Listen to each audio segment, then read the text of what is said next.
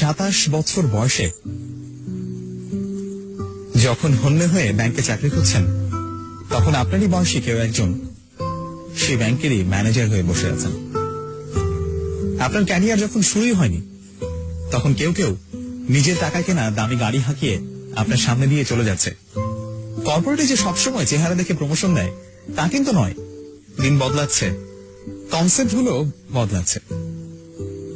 শুধু বেতন পাওয়ার জন্য কাজ করে গেলে শুধু বেতনই পাবেন। কথাগুলো কেন এমন হয়? সবচাইতে ভালোটি সবচাইতে ভালোভাবে করে কিভাবে? প্রথমেই আসে পরিশ্রমের ব্যাপারটা। যারা আপনার চাইতে এগিয়ে, তারা আপনার চাইতে বেশি পরিশ্রমী, এটা মেনে নিন। ঘুমানোর আনন্দ আর ভোর দেখার আনন্দ একসাথে পাওয়া যায় না। শুধু পরিশ্রম করলে সব হয় না, আর তাই যদি হতো তবে গাধা হতো বনের রাজা। শুধু পরিশ্রম করা নয়, এর পুরস্কার পাওয়াটাই বড় কথা। Only your results are rewarded, not your efforts. Well, only your results are rewarded, not your efforts. আপনি এক্সট্রা আওয়ার না খাটলে এক্সট্রা মাইল এগিয়ে যাবেন কিভাবে? সবার দিনই তো 24 ঘন্টার। আমার বন্ধুকে দেখেছি, অন্যরা যখন ঘুমিয়ে থাকে তখন সে রাত জেগে আউটসোর্সিং করে। ও রাত জাগার সুবিধা তো পাবেই। আপনি বাড়তি কি করলেন সেটাই ঠিক করে দেবে আপনি বাড়তি কি পাবেন। আপনি ভিন্ন কিছু করতে না পারলে আপনি ভিন্ন কিছু পাবেন না। বিল গেটস রাতারাতি বিল গেটস হননি। শুধু ভার্সিটি ড্রপ আউট হলেই স্টিভ জবস কিংবা জুকারবার্গ হওয়া যায় না। আমার মতো অনার্সে 2.74 সিজিপিএ পেলেই বিসিএস আর আইবিএ ভর্তি পরীক্ষার ফার্স্ট হওয়া যাবে না। অল আউটলায়ার্স বইটি পড়ে দেখুন। বড় মানুষের বড় প্রস্তুতি থাকে। নজরুলের প্রবন্ধগুলো পড়লে বুঝতে পারবেন উনি কতটা স্বশিক্ষিত ছিলেন। শুধু রুটির দোকানে চাকরিতেই নজরুল হয় না, কিংবা স্কুল কলেজে না গেলেই রবীন্দ্রনাথ হওয়া যায় না। সবাই তো বই বাঁধাইয়ের দোকানে চাকরি করে, কিন্তু মাইকেল ফ্যারাডে তো হতে পারে না। বেশিরভাগই তো সারা জীবন বই বাঁধাই করে কাটিয়ে দেয়। স্টুডেন্ট লাইফে কে কি বলল সেটা নিয়ে মাথা ঘামাবেন না। আমাদের ব্যাচে যে ছেলেটা প্রোগ্রামিং করতেই পারতো না, সে এখন একটা সফটওয়্যার ফার্মের মালিক। যাকে নিয়ে কেউ কোনোদিন স্বপ্ন দেখেনি, সে এখন হাজার হাজার মানুষকে স্বপ্ন দেখতে শেখায়।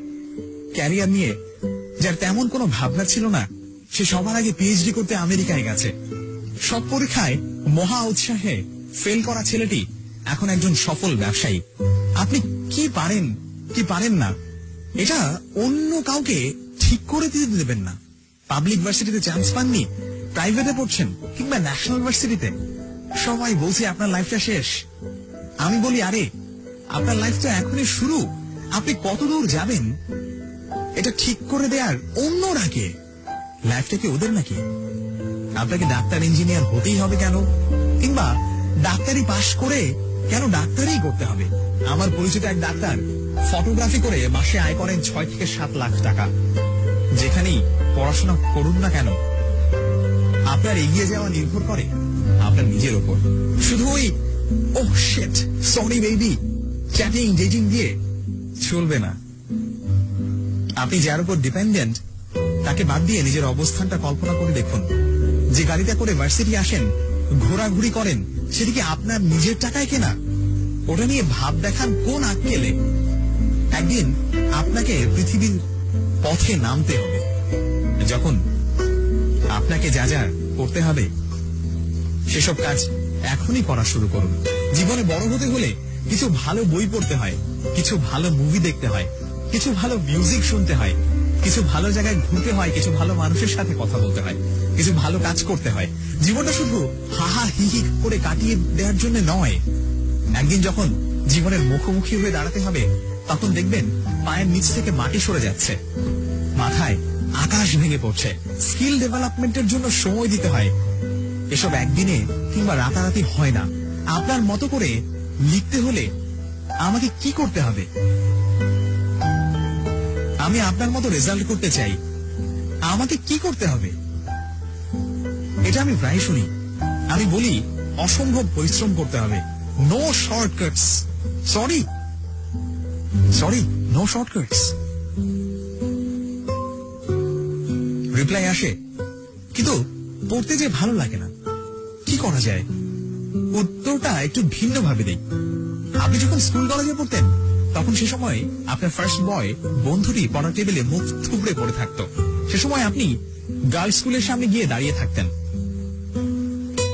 এখন সময় এসেছে ও ওখানে গিয়ে দাঁড়িয়ে থাকবে, আর আপনি পড়ার টেবিলে বসে থাকবেন। জীবনটাকে যে সময় চাবুক মারতে হয়, সে সময় জীবনটাকে উপভোগ করলে, যে সময় জীবনটাকে উপভোগ করার কথা, সে সময় জীবনটাকে উপভোগ করতে পারবেন না। এটাই তো স্বাভাবিক। এটা মেনে নিন। মেনে নিতে না পারলে